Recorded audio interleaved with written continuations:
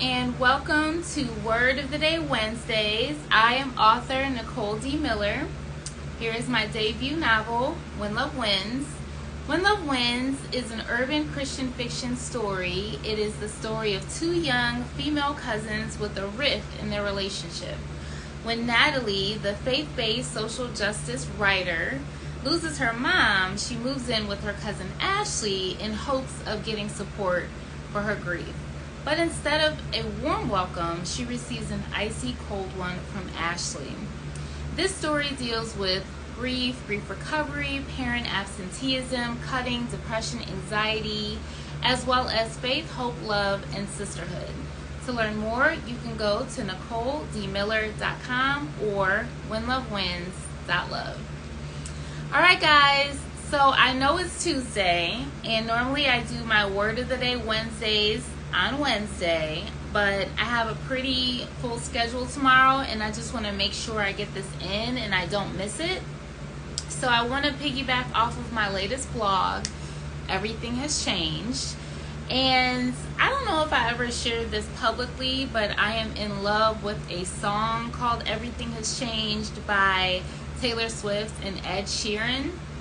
I literally play that song on repeat. I have for years, and it's actually a worship song for me. It's a love song, but Taylor Swift is such a poet, such a songwriter who I esteem, and it really just, I feel like captures the relationship that I had with God when it came out, and it's just always given me that sense of intimacy and affection. So naming this blog post Everything Has Changed is kind of a nod, a kind of a nod to that. That's right, Audra. My friend said she loves that song too. It just it puts me there, and I feel like it's a promise to remember that space with Him, with God. So, anyways, the reason I named this blog post is kind of a nod to that, because I feel like God gave me a word last year that this time next year everything will be different, everything will change. And I blogged about it. You could probably go back into the archives and see some of the posts that I was referencing in that regard. But the whole premise of this post is a big change that recently happened. You guys, I became a mom. So maybe I should fill you in that it is not a biological child that you missed a whole 9 months of me carrying around some secret love child. No, it is not that. It's my goddaughter. So a lot of you guys probably know I have a goddaughter, Precious, and she and I have been really, really close since she was young.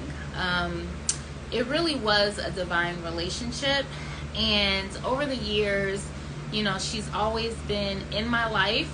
But the interesting thing that's happening in this season is God is showing me the provision that He put in my life years and years ago, and how some of these relationships have been further away, and in this season He's bringing them, and the word I'll use is nigh, which is weird for me to say because it's like King James Version, but that's the word I hear. It's like He's bringing them nigh. And so my relationship with her is definitely one of them. She's always captured my heart.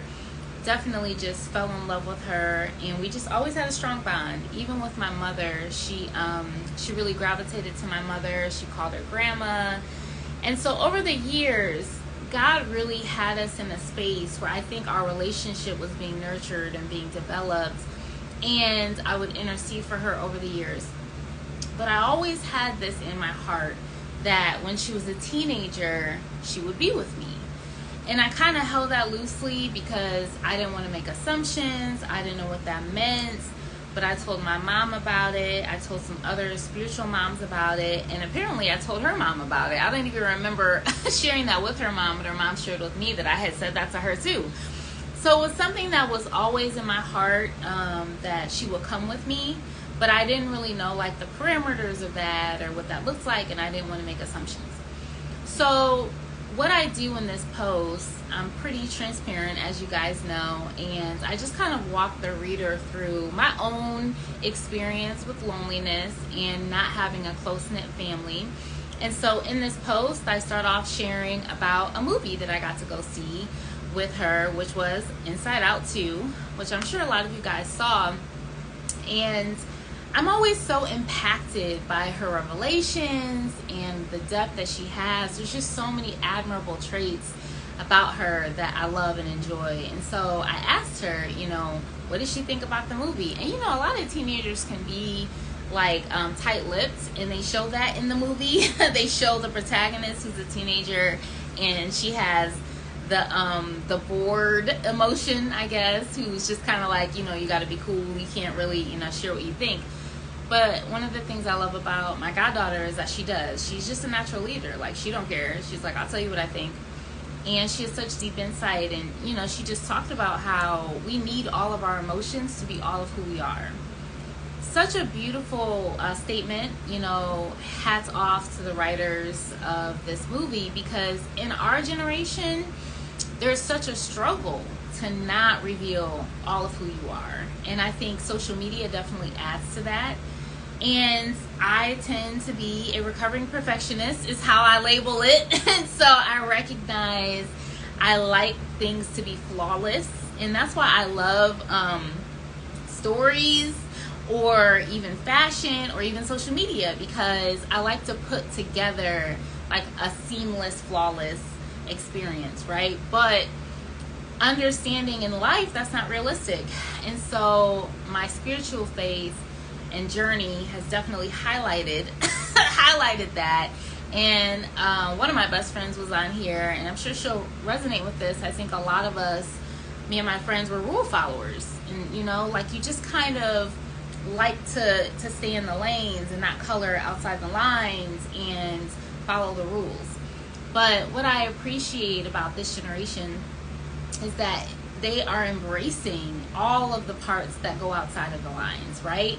And so as parents, and I'm still learning because I'm only a week and a half in of being a parent, but as parents, you give them that foundation for them to know right and wrong and all of that, but then you're equipping them so that even they can make the decision of when to color out the lines and when to stay in the lines. So anyways, I really appreciated her feedback. It also showed me she was listening and paid attention. So that was good. But more of what I talk about is just how God is teaching me to be a parent.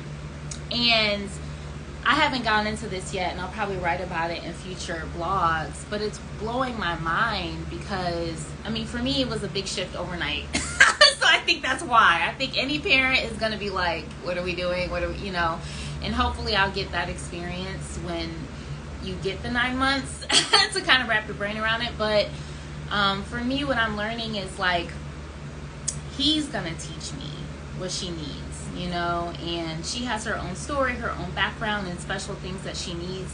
And so he's giving me those downloads of what she needs and how to approach parenting her. And it's really eye-opening, and it makes me appreciate my parents. I have so many flashbacks of like when I was her age and when I was on the other side, and when these adults in my life were in my seat, and I'm like, this is wild. Like, how did I get in this seat, But I also see how I was prepared, and I was prepared. Everything that I went through up until this season was preparation for parenting her. And it's fun because I get her where she's already independent, which is something I need, And honestly, my friends will say, or I've heard this from somewhere, that cats are like teenagers. And you guys know I have a cat. And so, in a sense, it's kind of like my cat. Like, you need me, but you don't. Like, that's what I could do, right? And so, it's dope because in some ways, she's a friend. Like, one of my best friends, it feels like, or in some ways, it feels like I'm the aunt and she's my sister. Like, we have a very full relationship. We're always joking, and we just bond, and we have such a good time together. And of course, week 1.5, right? So guys, keep me in prayer. But long story short, I talk about that in my blog. I talk about the suddenlies of God, which he's highlighting to me in this season. And as I'm reading like these old journals, I'm realizing he was moving in suddenlies in the past. I just didn't have the language for it or understand it. Even me getting my home apparently was a suddenly, which I forgot about until I'm reading my journals. And the key about a suddenly is that it's acceleration. So things that could take a really long time, when it's a suddenly, he does it supernaturally and he does it fast. Like, I'll give an example. When my mom transitioned, right before she transitioned, I was telling a friend, man, I feel like God healed me from 30 years of trauma overnight. Crazy. I never had an experience like that. And me and my mom were able to have a really healthy, thriving relationship for 3 months. And now that I'm more in tune with prophetic numbers, I know that the threes were popping. But it was just such a beautiful experience, and it can only be supernatural because it makes no logical sense. It is defined time. And that's what I see happening in this experience of being a parent. I am 41. I know most people are like, what? Yes, I am 41. And going through life and missing like all of those milestones in this area of my life, and watching my peers achieve those milestones or have those experiences, what I say is, I realized you experience a season of barrenness. That was something that I didn't consciously ever think about. I always like reserved that word for people who were trying to conceive and couldn't. I also knew it was a very similar struggle that I was having, because you're waiting on this thing that you believe you'll have. But I always felt like, well, I have hope that something could happen, and those who are unable to conceive, their hope is diminishing. But that's what God was showing me, was because of the length of time that I walked out, it was experiencing a season of barrenness. And what I felt when I had her was that my arms were full. And it was such a just miraculous experience. I can't even like convey it adequately, but it's interesting because I had a word, a prophetic word that was given to me in June, that by the end of the week, my hands would not be empty. And I wrestled with that word, and I was so hurt and I was so discouraged. I'm like, did I hear you right? And blah, blah, blah. Because in my view, that didn't happen. Like, in my view, my circumstances were the same. And God had to tell me, Nicole, look at the date that you got her. This is what I was talking about. And I was blown away, because it was 7 days to the date of that word that he filled my arms with being a parent. So I still have a lot of questions every day. I'm like, Lord, how we gonna do this? Walking by faith on a whole nother level. Yet I feel his presence. I feel his power. I know he's already ordained this, and he told me this a long time ago. And so the provision is there. And what I do know, which is what I say in the blog, with all the questions that I have, what I do know is everything has changed. And when you're in a season of same, and you probably have seen words on this or sermons on this, I know I have. But when you're in a season of same for a long time, it gets weary. And it is like being in the wilderness. The children of Israel are a great picture of that, 40 years in the wilderness. And it gets weary. And then suddenly, when things change, and they're never, ever going to go back to what it was, it's wild. It's mind-blowing. Sometimes your mental state has to adjust because you're just so used to this one way. But it's so refreshing, because it's like, wow, it's over. And there's still other things that I'm waiting on. But I know that this is a picture that everything has changed and is changing. So I hope you guys got something from that. So be on the lookout for pictures of me and my goddaughter. And definitely check out the full vlog at NicoleDMiller.com. Somebody yesterday asked me if I had events coming up. I really don't have anything coming up, which is a weird space to be in, because I'm usually like go, event. Girl Talk was like the biggest thing, you guys. I do have some things in the work for Girl Talk. So make sure you follow our new Instagram page at Girl Talk CLE. Subscribe to my newsletter if you are not already subscribed, so you can keep up with all the things concerning that and everything else I'm doing.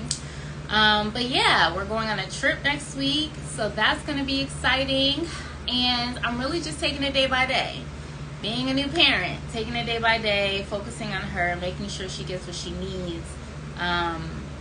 But having a good time and just appreciating the joy that she offers, the companionship, and the newness that is happening in this season. All right, guys, thank you for tuning in to Word of the Day Wednesdays. Maybe next week it'll actually be on Wednesday. I will see you next week.